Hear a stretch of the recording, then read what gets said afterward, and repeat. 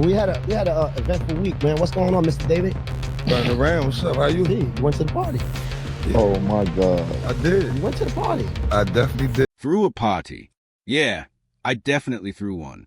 And David came through, no doubt.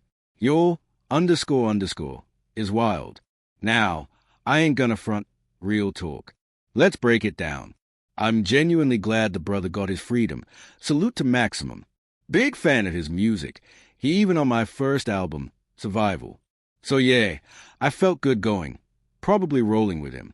But man, the internet went crazy with all this chatter. They were saying I got kicked off. Yeah, that's what they said. They told me straight up, you got kicked off this joint. I was like, hold up, what? I didn't even do that. But that's the internet for you. Wild rumors flying everywhere. It got so out of hand that I can't even rap about it no more. People don't know the full story. See, both of us had different opinions. And honestly, I think it's dope that two things can be true at the same time. You felt one way, I felt another. You went to the party, but the conversation had already happened. I feel like I was never really around Max. You know what I mean? But we had our own connection through mutuals, through whoever we know. And me being around Jim as long as I have, and Jim knowing my mom and my kids, I had to holler at Capo like, yo, bro, how you feel about that? I got invited directly, so it was only right to have that convo before just showing up and letting him hear about it later. That's just how I roll. It's all about honoring that bond, that energy. Like I said, me and Fad were talking earlier. Individual men. We don't always have to see eye to eye. But because I didn't build a relationship with Capo over the last 5 or 6 years, I felt like it wasn't my place to stand next to anyone he had an issue with. That bond is strong. It's past professional. It's respect, history, loyalty. And that's something you can't just ignore. We got a personal relationship, no doubt. And I feel like the word friend gets thrown around way too loosely. Everybody's brother. You know what I'm saying? Yo, Fab, my brother. Yo, bro, that's my bro. It's my brother, my friend. But real talk, everybody's your brother until it's time to actually do brother, __ right. Being a true friend comes with responsibilities. That's just how I see it.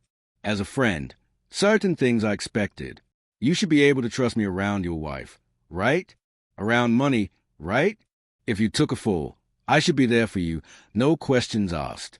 No matter what. And the way I look at life, I just felt like I had to be clear. It wasn't disrespect to Max or anybody else. I got a relationship with him too. But as a man, I needed to lay my principles out. Those are mine, not anyone else's. I think it's dope we could have that conversation, because I felt like some people were misreading it. And I agree with you 1000%. No cap. I love this __ But I'm not over here trying to decode what everybody else is feeling or thinking. CP knows exactly how I feel about him. He's known me since I was 18, 19 years old. This isn't new. This isn't about clout, cameras, or flexing. I've been talking to Max since jail. He's on the album. That's real. It was a straight man move. Let me haul at Jim, see how he feels. That's honor. He could have easily been like, yo, bro, whatever. But we had our own one-on-one. I'm not gonna lean on any side. You feel me? I __ with both. I __ with Capo. I'm not picking sides. That's not me. That's respectable. And honestly, there's no wrong answer. Everybody sees things through their own lens, based on their experiences. I've been in situations my whole life where you had to declare your side. But me? I've always been like this. Doesn't matter if it's Jim or anybody else I got love and respect for. I operate the same way every time. I just don't want it to ever turn into some forced loyalty situation, some fake lines drawn. That's not how I move. That's principle. That's real. Misunderstanding? Nah, that ain't the case. You're gonna know exactly where I stand, because actions speak louder than all the talk out here. Everybody's talking, all this noise online. I'm like, nah, we got to dig a little deeper than that. Real life ain't about headlines. It's about principle, about how you move when it counts. So, I just feel like it's cool, man. What you think? Spits? Spitz chimed in earlier, even a couple weeks back, talking about the strength of relationships. And that's exactly what we got here. Beyond the podcast, we built a brotherhood. Real connections, real checks. So when stuff like this comes up, it's about seeing if it bothers you, handling it up front, not waiting for the drama to blow up later.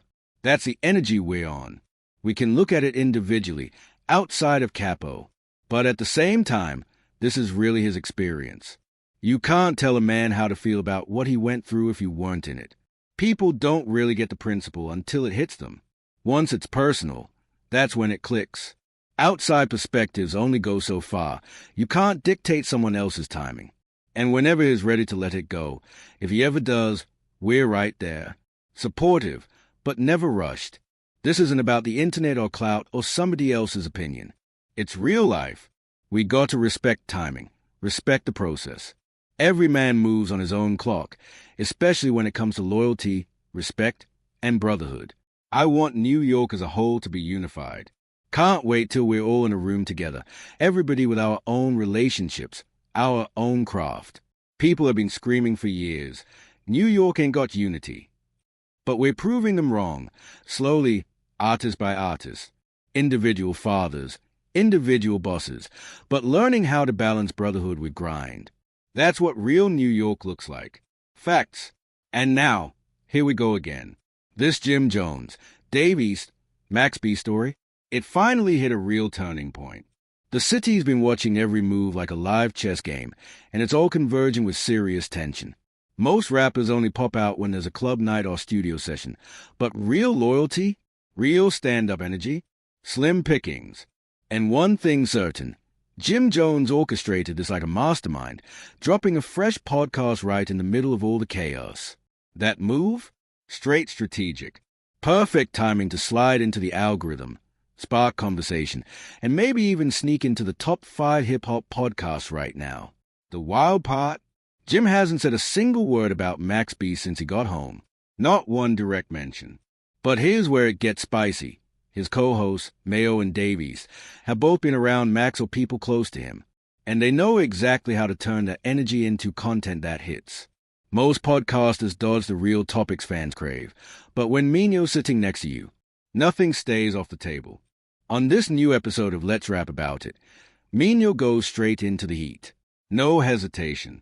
He presses Davies about showing up to Max B's dinner party, and you can feel the tension cut through the room. Then finally, Fab drops his perspective on the whole Max B and Jim Jones saga that fans have been waiting on forever. Let's be real, Jim deserves respect here. Max B is back, and Jim isn't posting sly shots online, tossing jabs, or blocking friends from showing love. That's a massive shift from 10 to 15 years ago. Right now, Jim's handling his business, staying focused, and keeping whatever he feels about Max tucked away. That's grown energy, real maturity. I honestly think, in the next year or two, we might actually see Jim Jones and Max be sitting across from each other on a podcast. Mayo's vision is clear. He wants New York moving as one, unified, and is pushing that energy loud and unapologetically. Then things got real. After Mayo checked Davies about showing up to the dinner, the whole room shifted. You could feel it. Dave didn't fold. He stood firm, keeping it real about wanting peace, respect, and solid energy in the city. He wasn't sneaky. He just wanted to do right by everyone. Then Fab stepped in with his smooth, calm delivery, breaking down the long-standing issues without picking sides, emphasizing grown-man conversations over grudges that could drag into another decade. His words carried serious weight. The panel kept circling back to one big idea. New York looks stronger when everyone's locked in together, not divided. That's why this episode hit so hard. It wasn't just gossip. It was a real lens on how far the city's legends have come and how close we might be to a historic reunion. Then Mino dropped why he isn't scared to speak on Max B. Confidence Pure. He said he's not here to hold on to old drama, not when everyone's grown. The room went quiet for a second because honesty like that hits differently on camera. Dave East opened up too, talking about how the internet keeps trying to drag him into sides he never chose. He made it clear he respects Jim, respects Max, and refuses to let online noise twist things into fake conflict. That moment alone showed Dave's character. Most rappers wouldn't touch a situation this messy. And the final takeaway: the city needs progress, not tension. Too much talent, too many opportunities to get stuck in decade-old storylines. Everyone in that room was pushing the culture forward, even with the streets watching every move like it's a scoreboard. Right when it felt like things were settling, I dropped another note that shook the whole conversation. He said, "A lot of people only see the headlines, but they don't understand the real history behind these situations." He made it clear that what went down between Jim Jones and Max B was serious grown man business. This wasn't some quick back and forth for clout or the internet. That reminder landed heavy in the room because it showed just how deep these wounds ran and how long they'd been simmering. Dave East jumped in to explain how the younger generation views it completely differently now. He said most fans today just want music, unity, and real energy from New York, not recycled beefs popping up every few months. Hearing Dave break down that shift highlighted how much the culture has evolved since the early 2000s. Then Fab added one more line, calmly but sharply: "Nobody wins when the city is split up." He pointed out how powerful New York could be if legends like Max B and Jim Jones actually stood side by side again, instead of staying on opposite sides forever. That thought had everybody thinking, because the image of the city moving as one, with those iconic names locked in, could literally shake the entire game. It was clear that whatever conversations had already happened between Jim and Max aren't happening on hostile timing anymore. The energy has shifted. Now it feels like all that's left is for them to sit face to face and finally talk it out like grown men. The same energy isn't there that was present years ago. This moment proved they are closer to peace than most people realize. Now I want to hear from you. Jump in the comments and let me know how you feel about the way they handled that discussion. What do you think it's going to take for Max B and Jim Jones to finally be in the same room together? Drop your thought below. Hit that like button, share this video, and make sure you're subscribed to DripZ. Click hype this video so the algorithm can push this story to even more people. Thank you.